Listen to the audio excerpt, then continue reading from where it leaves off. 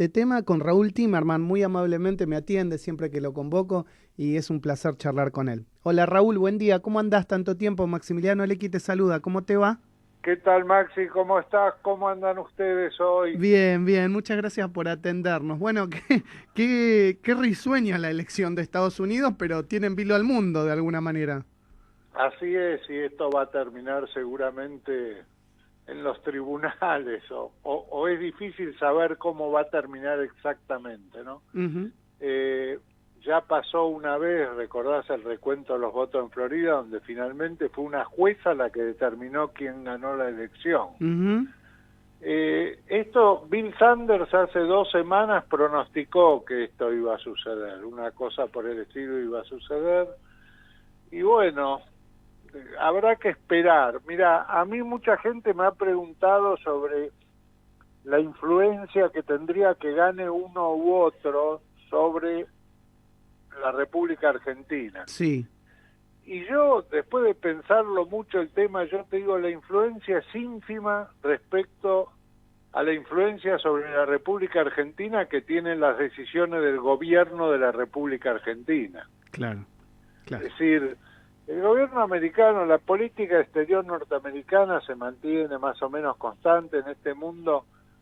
Digamos, hubo un mundo digamos, que presentaba dos caras o dos liderazgos en algún momento, que era la Unión Soviética y Estados Unidos.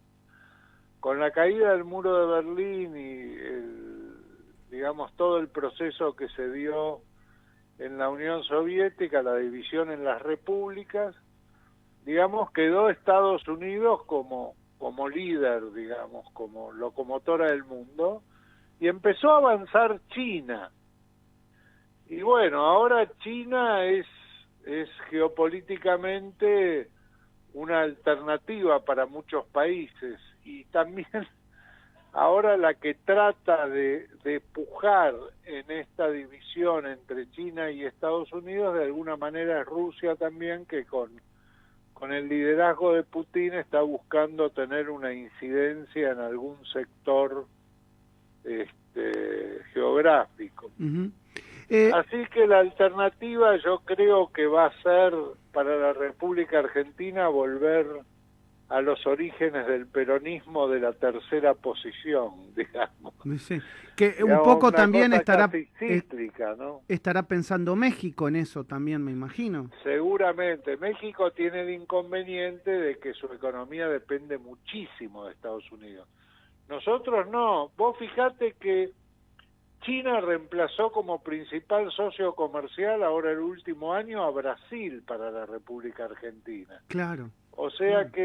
que Argentina no tiene tanta dependencia y puede jugar más libremente. En particular respecto a Estados Unidos, es importante la exportación de carne y limones que se está haciendo, que es muy importante. La de carne especialmente, digamos, superó récords históricos. Y por otro lado es importante el acuerdo con el Fondo Monetario Internacional, donde Estados Unidos es el principal accionista, digamos, tiene el 17% de los votos. Ujú. Eh, Así que eso es, ¿no? sí, sí, se entiende, se comprende y haces un análisis muy certero. Respecto a la Argentina, ¿vos crees que esto de que el gobierno en sí no haya salido ni a definirse ni para un lado ni para el otro, se aprendió un poco del desastre que había hecho Mauricio Macri cuando se había jugado abiertamente por que ganara Hillary Clinton y bueno, efectivamente eso después no pasó? Sí, pero en realidad los gobiernos, digamos, no tienen que jugar por las elecciones en otros países que ni siquiera son países vecinos.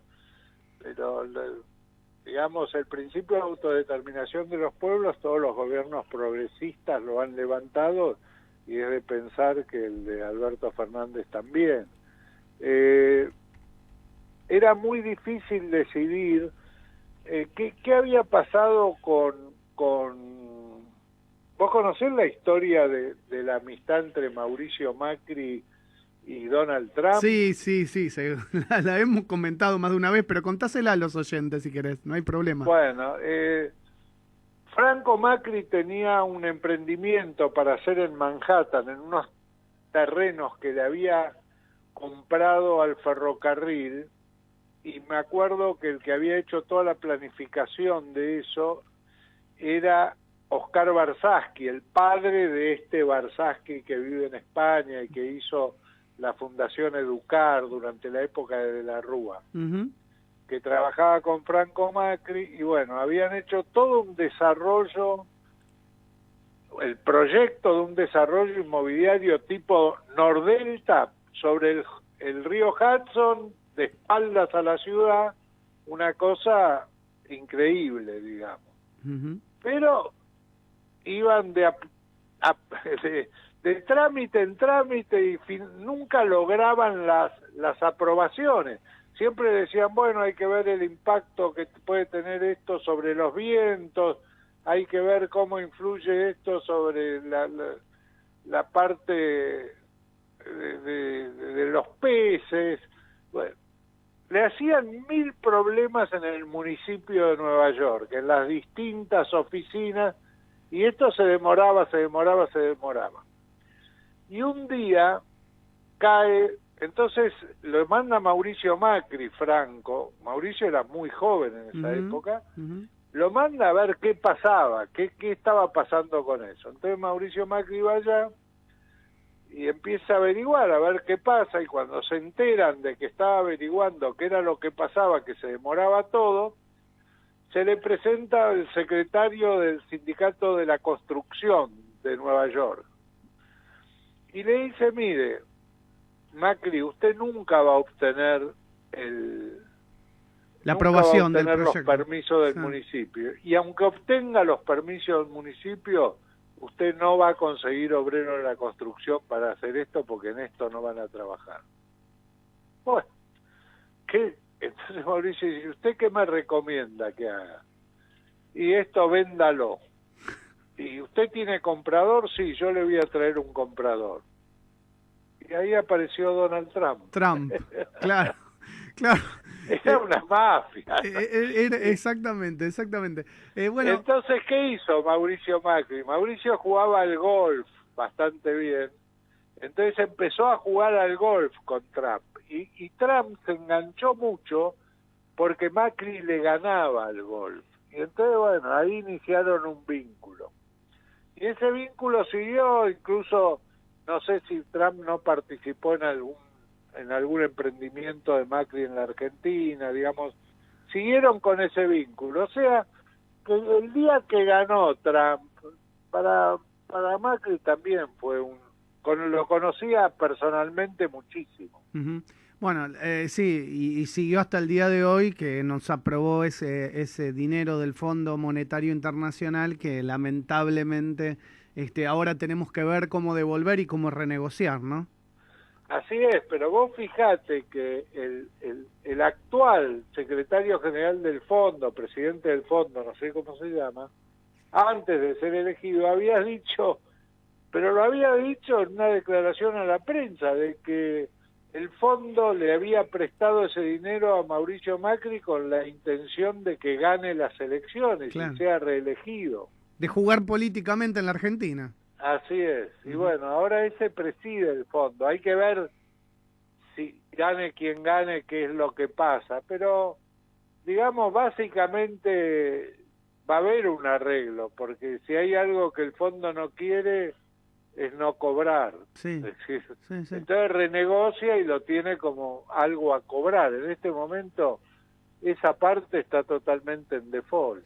Te cambio un poco de tema y te meto en la última, abusando de tu tiempo. ¿Cómo ves esta posibilidad de llegada de la vacuna? Se habla mucho de la vacuna rusa en este último tiempo, pero bueno, hay una amplia posibilidad de que vayan llegando otras, el manejo que tiene el gobierno nacional, y si efectivamente la vacuna llega entre noviembre y diciembre, ¿cómo ves posicionado al gobierno nacional? Algunos dicen que sería un logro muy importante y que dejaría muy bien parado al gobierno de Alberto Fernández.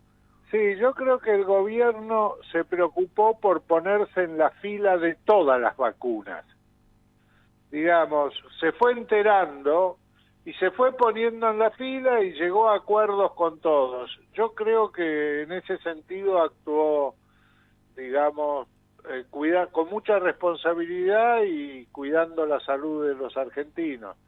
Ahí creo que ha sido una muy buena actuación. Y ahí no me fijaría tanto en el tema de costo, porque el costo económico de la vacuna se recupera rápidamente con la vuelta a la normalidad. Claro, con la actividad económica. Así es, totalmente.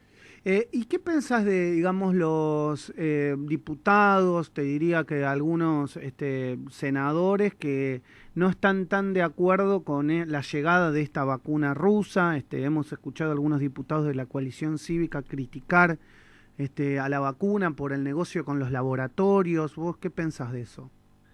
Mira, no sé, digamos, en las situaciones de crisis y cuando hay emergencias y cuando no tenés los protocolos normales para el suministro de algo, siempre puede haber sospechas de que hay negociados de por medio, lo que sea. La verdad, te diría, no le hace bien al país en este momento en que necesita haber una solidaridad de conjunto para poder salir adelante, sembrar ese tipo de cosas. Es como la anticuarentena, ahora vienen los antivacunas y vienen los antivacunas rusos.